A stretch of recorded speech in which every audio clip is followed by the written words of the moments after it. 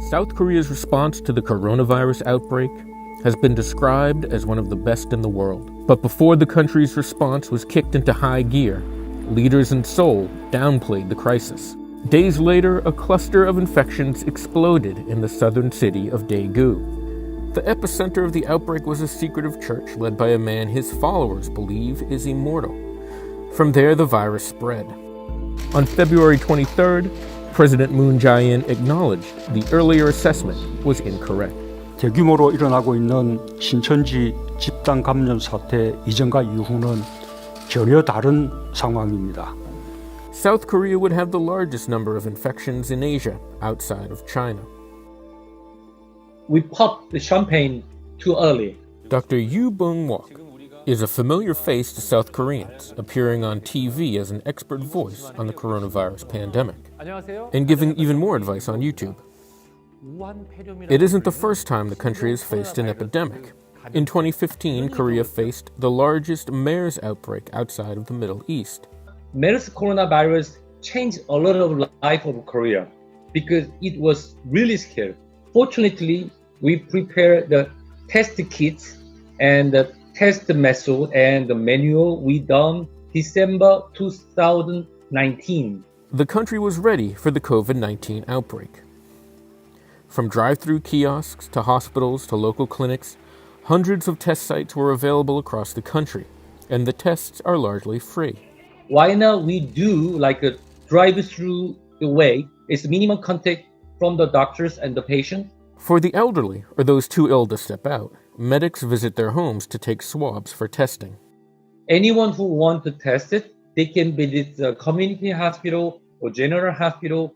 The hospital is named by Korean government. We do service for anyone who wants.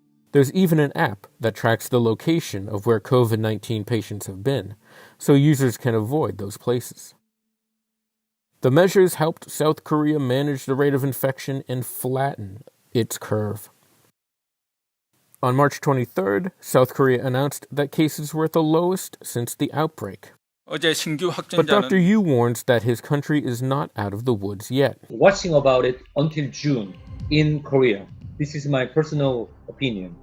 On the same day South Korea made its announcement, cases in the U.S. were on the rise. New York State is one of the hardest hit, seeing a rapid rise in infections. Dr. Yoo explains how numbers get so high so fast.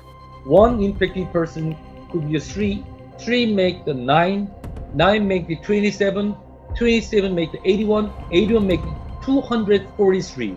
So if you are one of the sources, can be infecting more than 200 for the next day.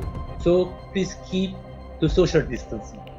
On March 24th, President Trump said he wants the U.S. to be open for business by Easter, alarming many American health experts and lawmakers. They say that's not enough time to get the virus under control. It is alarming to hear the president say that without medical and health guidance, that he would put the economy or starting the economy ahead of saving lives. Most people think that we're weeks away from the peak, if not months, and that's what the advice we're getting from the smart folks at Johns Hopkins and NIH and University of Maryland and places like that. While it would be nice to say that this will be behind us in 2 weeks, that's really not what the data tells us. In the last week of March, the U.S. is still dealing with an escalating crisis. April 12th seems like it's just around the corner. Thank you very much.